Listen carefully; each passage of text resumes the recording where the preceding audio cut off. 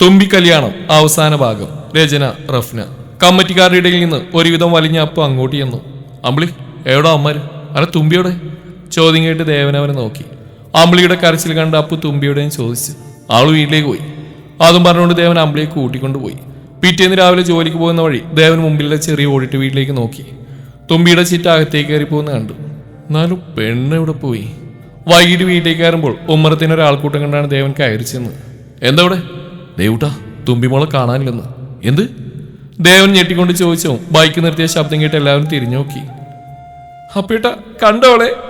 അമ്പിളി കരഞ്ഞോട് ചോദിച്ചു. കലങ്ങിയ കണ്ണോട് അപ്പു ഇല്ലെന്ന് തലയാട്ടി. അവളെവിടെ പോവാൻ? കുറുമ്പ് മാറിയിട്ടില്ല. നമ്മളെയൊക്കെ പറ്റിക്കാൻ അവിടെ ഒളിഞ്ഞിരിപ്പുണ്ടാവും. അതും പറഞ്ഞോട് പോവാന്ന് ദേവനെ അമ്പിളി തടഞ്ഞു നിർത്തി. അവൾ പോയതാ, എനിക്ക് ഉറപ്പാ. ഇന്നലെ ഏട്ടൻ അവൾ എന്തൊക്കെയാ പറഞ്ഞ്? പാവലിന്റെ തുമ്പി ഒത്തിരി ഇഷ്ടമായിരുന്നില്ലേ? മാഷേന്ന് വിളിച്ചോണ്ട് പിന്നാലെ നടന്നിട്ട് ഇന്നലെ അവൾ അടിച്ചില്ലേ? എല്ലാത്തിനും കാരണം ഏട്ടനാ. എനിക്ക് എന്റെ തുമ്പിയെ കാണണം.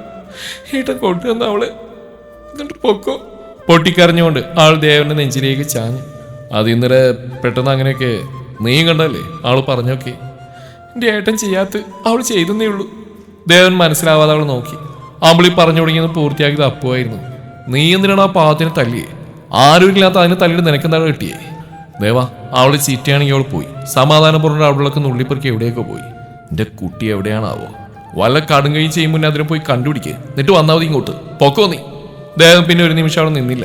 ബൈക്ക് എടുത്തുകൊണ്ട് പോയെന്ന് പിന്നാലെ അപ്പു കൂടെ ഇറങ്ങാൻ നേരത്താണ് ഞാനുണ്ട് അപ്പു ഏട്ടാന്ന് പറഞ്ഞുകൊണ്ട് അമ്പിളി കൂടിയത്. അപ്പു നോക്കിയത് ലക്ഷ്മി അമ്മയായിരുന്നു. പോയിട്ട് അവളെയും കൊണ്ട് വാ മക്കളെ, ഈ അമ്മ കാത്തിരിക്കേണ്ട കുട്ടികളെ. നേരത്തെ ഒരു പുഞ്ചിരിയോട് അപ്പു യാത്ര തുടങ്ങി. ബസ് സ്റ്റോപ്പിന് റെയിൽവേ സ്റ്റേഷനുമായി പലയിടത്ത് അവർ തിരഞ്ഞു നോക്കി. രാത്രിയായിട്ട് തുമ്പിയെക്കുറിച്ചൊന്നും അറിഞ്ഞില്ല. ഏട്ടാ, നമുക്ക് പോലീസിൽ അറിയിച്ചാലോ? അമ്പിളി പറഞ്ഞ് ശരിയാ ദേവ, നമുക്ക് പോലീസിൽ പരാതി കൊടുക്കാം. നാളെ രാവിലെ കൊടുക്കാമെന്ന് സമ്മതിച്ചുകൊണ്ട് അന്ന് അവർ ഹോട്ടലിൽ റൂം എടുത്തു. രാത്രി ഒരുപാട് വൈകി. കണ്ണടക്കുമ്പോൾ ദേവന് തെളിഞ്ഞു വരുന്നത് നിറകണ്ണുകളുമായി നിൽക്കുന്ന തുമ്പിയുടെ മുഖമായിരുന്നു. മാഷിയെന്ന് വിളിച്ചുകൊണ്ട് പിന്നാലെ വരുന്ന അവളെ എന്നോ ഇഷ്ടപ്പെട്ടു പോയിരുന്നു. തുറന്നു പറയണം, കാത്തിരുന്നതാ. ആരോരും ചോദിക്കാനില്ലാത്തതുകൊണ്ട് പഠിത്തം കഴിഞ്ഞാൽ കെട്ടി കൂടെ കൂട്ടണമെന്ന് കരുതിയതാ. മനസ്സിലെന്നോ അവളെന്ന തുമ്പി സ്ഥാനം പിടിച്ചുമാണ്. ഓരോ പ്രാവശ്യം കാണുമ്പോഴും ഓരോ ചെയ്ത്തും ഇഷ്ടപ്പെട്ടിട്ടുണ്ടായിരുന്നുള്ളൂ. എന്നാൽ അന്ന് വായി തോന്നിയെല്ലാം വിളിച്ചു പറയുന്ന കേട്ടപ്പോൾ എല്ലാം അമ്പിളിക്ക് വേണ്ടിയാണെന്ന് അറിഞ്ഞില്ല. എവിടെയാ പെണ്ണെ നീ? ഇങ്ങനെ വേദനിപ്പിക്കണോ എന്നെ? കണ്ടുകിട്ടിയെങ്കിൽ ചേർത്ത് നിർത്തിയേനെ. ഞാനുണ്ടേനെ എന്ന് പറഞ്ഞുകൊണ്ട് എത്ര തവണ വേണമെങ്കിലും മാപ്പ് പറഞ്ഞേനെ. എൻ്റെ പെണ്ണെന്ന ധൈര്യത്തിൽ തന്നെ അടിച്ചതും. പറയുന്നതെല്ലാം തമാശയാക്കാണെന്ന് കരുതി. തെറ്റിയത് ഞാനാ. കൂടെ നിർത്തേണ്ട സമയം കൂട്ടിനില്ലാത്തവരെ പറ്റി പറഞ്ഞുകൊണ്ട് അകറ്റിയില്ലേ? കണ്ണു നിറഞ്ഞു വന്നു. പുറം കൈയാൽ തുടച്ചുകൊണ്ട് കണ്ണടച്ച് കിടന്നു. പോലീസ് സ്റ്റേഷനിലേക്കുള്ള യാത്രയിൽ മുഴുവൻ ദേവന്റെ കണ്ണുകൾ പുറത്തേക്കായിരുന്നു. ട്രാഫിക് ആയതും ദേവൻ ബൈക്ക് നിർത്തി. പുറത്ത് അമ്പിളി അപ്പോഴും കരഞ്ഞുകൊണ്ട് കിടപ്പുണ്ട്. അപ്പോൾ മറ്റൊരു ബൈക്കിൽ അവരുടെ കൂടെ തന്നെയുണ്ട്. ഗ്രീൻ സിഗ്നൽ വന്ന് മുന്നോട്ട് പോയി. ഒരു വളവ് കഴിഞ്ഞ കുറെ പേര് ചേർന്ന് കൈകാട്ടി നിർത്തിച്ചു. അനാഥ കുട്ടികൾക്കായി നിങ്ങളെ കൊണ്ട് കഴിയുന്ന എന്തെങ്കിലും ഒരു ഡൊണേഷൻ തരണം പ്ലീസ്. ദേവന് നേരെ അപ്പുവിന്റെ നേരെയായി നിന്നുകൊണ്ട് അവർ ചോദിച്ചു. ദേവൻ അവർക്ക് കുറച്ച് പൈസ കൊടുത്തുകൊണ്ട് മുന്നോട്ടെടുത്തു. പെട്ടെന്ന് ബൈക്ക് ബ്രേക്ക് ഇട്ടു. അമ്പിളി അയ്യോ എന്ന് പറഞ്ഞുകൊണ്ട് വീഴാൻ പോയതും ബാലൻസ് ചെയ്ത് നേരെ നിന്നിരുന്നു. അമ്പിളിയുടെ ശബ്ദം കേട്ട് പേടിച്ച് അപ്പു ബൈക്ക് നിർത്തി ഓടിച്ചെന്നു. എന്തെങ്കിലും പറ്റിയോ അമ്പിളി? ദേവാ, എന്താടാ, എന്തിനാ നിർത്തിയേ? അപ്പു അമ്പിളിയെ ചേർത്തെത്തിക്കൊണ്ട് ദേവനോടായി ചോദിച്ചു. ദേവൻ എന്തെല്ലാമോ ആലോചിക്കുകയായിരുന്നു. ഒരു പ്രതീക്ഷ കണ്ണുകൾ നിറഞ്ഞു വന്നതും ബൈക്കിലേക്ക് തലമുട്ടിച്ചുകൊണ്ട് ഏങ്ങിക്കരഞ്ഞു. ബൈക്ക് എടുത്തൊരു പോക്കായിരുന്നു. അമ്പിളിയും അപ്പുവും പരസ്പരം നോക്കി. പെട്ടെന്ന് അകന്നു നിന്നു. അപ്പുവിന് ചമ്മൽ തോന്നിയെങ്കിലും പെട്ടെന്ന് കയറാൻ പറഞ്ഞുകൊണ്ട് പിന്നാലെ വിട്ടു. മുന്നോട്ടുള്ള യാത്രയിലെല്ലാം ദേവന്റെ കാതിൽ അലയടിച്ചത് തുമ്പിയുടെ വാക്കുകളായിരുന്നു. ആരും എന്നെ മനസ്സിലാക്കിയിട്ടില്ല. ഇനി വരൂല, ഞാൻ നോയിക്കും. എന്നെ പോലുള്ളവർക്കും ജീവിക്കാൻ ഇടമൊക്കെയുണ്ട്. ആർക്കും ശല്യാവില്ല. ഗേറ്റ് കടന്ന് അനാഥാലയം എന്ന ബോർഡിലേക്ക് നോക്കി ദേവൻ മുന്നോട്ട് പോയി. ആളുടെ ഹൃദയമല്ലാതെ മിടിക്കുന്നുണ്ടായിരുന്നു. തന്റെ പെണ്ണ് ഇവിടെയുണ്ടെന്ന് വിളിച്ചു പോകുന്ന പോലെ. തനഹിത പേര് ചോദിച്ചപ്പോൾ അമ്പിളിയാണ് പേര് പറഞ്ഞു കൊടുത്ത്. ലിസ്റ്റ് നോക്കി അവർ തുമ്പി എന്ന് വിളിക്കാറുണ്ടോ എന്ന് ചോദിച്ചു. അമ്പിളി ഉണ്ടെന്ന് പറഞ്ഞു. രണ്ടുപേരും ദേവനെ നോക്കി. മുഖത്ത് യാതൊരു ഭാവവും ഇല്ലായിരുന്നു. തികച്ചും ശാന്തം. ആ സ്ത്രീ അവരെ മനസ്സിലായ വണ്ണം പുഞ്ചിരിയോട് അവരെ കൂട്ടി അകത്തേക്ക് പോയി. എന്നെ ഇവിടെ എടുക്കാവോ? ആർക്കും ശല്യാവില്ല, നല്ല കുട്ടിയായിക്കോളാം എന്നൊക്കെ പറഞ്ഞ് കരഞ്ഞോണ്ടാ രാത്രി കയറി വന്ന്. സിസ്റ്റർ പേരെന്നാണ് ചോദിച്ചപ്പോൾ എല്ലാം പറഞ്ഞു തന്നു. ആരും അന്വേഷിച്ചു വരില്ലെന്നൊക്കെയാ പറഞ്ഞേ. ആരും അന്വേഷിച്ചു വരില്ലെന്നൊക്കെ പറഞ്ഞായിരുന്നു ഇന്നലെ മുഴുവൻ കരച്ചിൽ. ദേ അതാ റൂം. ഒരു കുളത്തിനപ്പുറത്ത് ആകെയുള്ള ഒഴിഞ്ഞെടുക്കുന്ന റൂം ചൂണ്ടിക്കൊണ്ട് അവർ പറഞ്ഞു കൊടുത്തു പോയി. അമ്പിളി പോവാനായി നിന്നു. അപ്പോളെ കൈ പിടിച്ച് വേണ്ടാന്ന് കാണിച്ചു. ഞങ്ങൾ അവരോട് സംസാരിക്കട്ടെ, നീ ചെല്ലു ദേവ. ദേവനൊന്ന് മൂളിക്കൊണ്ട് അങ്ങോട്ടേക്ക് നടന്നു.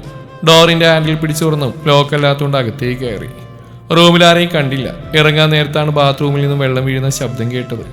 ചെറിയ ചിരിയോടെ ഡോറടച്ച് ബെഡിലായിരുന്നു. കുളി കഴിഞ്ഞ് പുറത്തേക്കിറങ്ങിയ തുമ്പി മുടിയെല്ലാം മുന്നോട്ടിട്ടതായതുകൊണ്ട് ബെഡിലിരിക്കാൻ ദേവനെ കണ്ടില്ല. തലതോർത്തി കണ്ണാടിക്ക് മുന്നേ പോയി നിന്നു. ബെഡിൽ ആരോ ഉള്ള പോലെ തോന്നിയൊന്ന് നോക്കി കണ്ണാടിയിലേക്ക് തന്നെ നോക്കവേ അവിടെ കണ്ടത് സത്യമാണോ എന്ന് ഉറപ്പിക്കാനായി കണ്ണിരണ്ട് തിരുമ്മി നോക്കവേ ആരെയും കാണാനില്ലാത്ത കണ്ട തുമ്പി തലക്കടിച്ചുകൊണ്ട് മുടി കുളിപ്പിന്നിലിട്ടുകൊണ്ട് തിരിയാൻ നിൽക്കേ അരയിലൂടെ എന്തോ ഇഴയുന്ന പോലെ തോന്നിയതും എന്ന് പറഞ്ഞുകൊണ്ട് വിടുവിക്കാൻ നോക്കിയെങ്കിലും മുറുക്കം കൂടിയെന്നല്ലാതെ അയഞ്ഞില്ല. പട്ടി തിണ്ടി വിടോ ചെറ്റ് നാറി നായിന്റെ മോനെ എല്ലാം കൂടെ കേട്ട് ദേവന്റെ കിളി പാറി. അരയിലൂടെ ചുറ്റി പിടിച്ചുകൊണ്ട് തിരിച്ചവനെ നേരെ നിർത്തിയതും മുന്നിലുള്ള ദേവനെ കണ്ട തുമ്പി വിശ്വാസം വരാത്ത പോലെ ദേവനെ നോക്കി നിന്നു. ദേവന്റെ കയ്യിലമർന്ന് അവിടെ പിടിയായിഞ്ഞു. ശരീരം മുറുകിയിരുന്ന തൂവൽ കണക്കെ ബലമില്ലാത്ത പോലെയായി.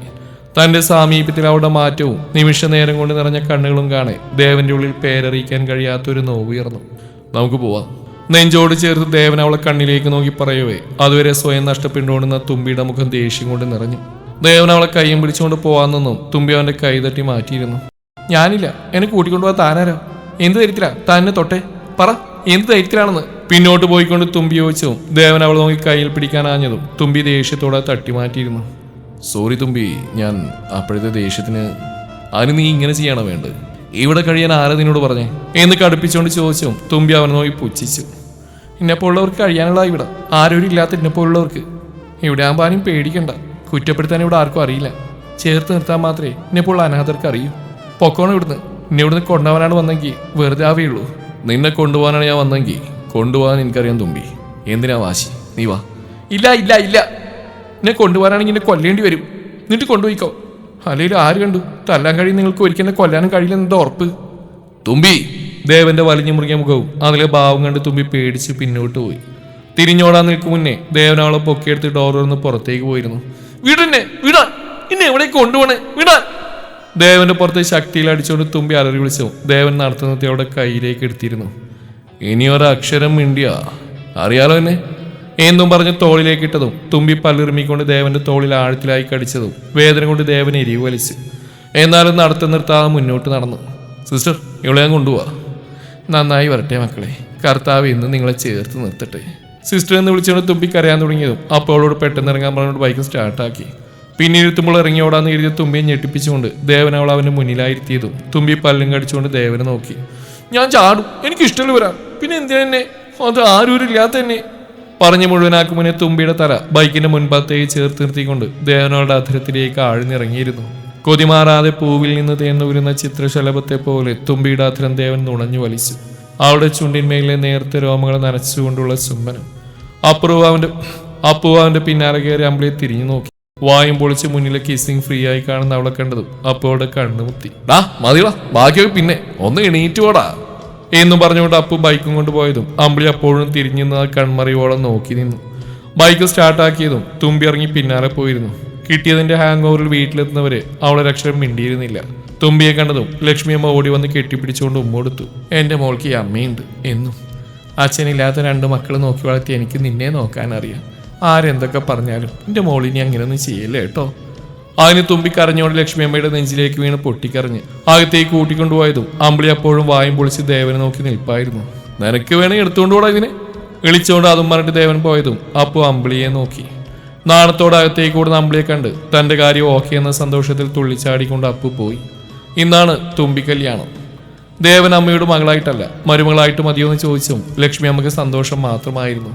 ദേവന്റെ പെണ്ണായ ആ വീട്ടിലേക്ക് തുമ്പി വലതുകാൽ വെച്ച് കയറി. ഒരുവിധം എല്ലാവരും പോയതും അമ്പിളി തുമ്പിയെ റൂമിലേക്ക് കൊണ്ടുപോയി. നിന്നെ കുറെ കരയിപ്പിച്ചല്ലേ, 8ന്റെ പണിയെന്നെ കൊടുത്തു. നിനക്ക് ഞാനുണ്ട് സപ്പോർട്ടായിട്ട്, ശരി എന്ന് പറഞ്ഞ് തിരിഞ്ഞതും അപ്പോൾ അവളുടെ ചെവിക്ക് പിടിച്ചിരുന്നു. തുമ്പി മോള് വിട്ടോ. തുമ്പി ചിരിച്ചുകൊണ്ട് പോയതും അപ്പോൾ അവളെയും കൊണ്ട് നിനക്കുള്ള ഞാൻ തരാമെന്ന് പറഞ്ഞുകൊണ്ട് അവിടുന്ന് പോയി. മാസങ്ങൾ കടന്നുപോയി. അച്ചു അമ്മനോട് പെട്ടെന്ന് വരാൻ പറഞ്ഞേ. ഈ അമ്മയോടെ പോയി. അമ്മുട്ടി ഞങ്ങൾ പോവാണേ. ഞാൻ ദേ വരുന്നു. പതി ഇറങ്ങണി, വയറ്റിലിന്റെ മോനുള്ള. ഓ ആയിക്കോട്ടെ. ദേ നമ്മുടെ തുമ്പിപ്പിണിന് ദേവൻ ഇപ്പോൾ ഉള്ള ദക്ഷിക എന്ന അച്ചുകുട്ടി. ഒരാൾ വയറ്റിനുമാണ്. സ്കാനിങ്ങിന് വേണ്ടിയുള്ള പോക്കാണ് 3 കൂടെ. ഹോസ്പിറ്റലിൽ എത്തിയതും കണ്ടു അപ്പുവിന്റെ കൂടെ വയറും പിടിച്ചുകൊണ്ട് നടന്നു വരുന്ന അമ്പിളിയെ. 2ന്റെയും കാര്യം തുമ്പി തന്നെ ലക്ഷ്മി അമ്മയോട് പറഞ്ഞു. അവരുടെ കല്യാണം കഴിഞ്ഞു. ഇപ്പൊ അമ്പിളിക്ക് 8ാം മാസമാണ്. തുമ്പിപ്പെണ്ണും അവരുടെ സ്വന്തം ദേവനും കുഞ്ഞുമക്കളും കുടുംബവുമായി അവർ ജീവിക്കട്ടെ. നമുക്കും പിരിയാൻ നേരമായി. ഇണക്കവും പിണക്കവുമായി സന്തോഷം നിറഞ്ഞ അവരുടെ ജീവിതത്തിൽ നിന്നും എന്നാൽ അങ്ങോട്ട്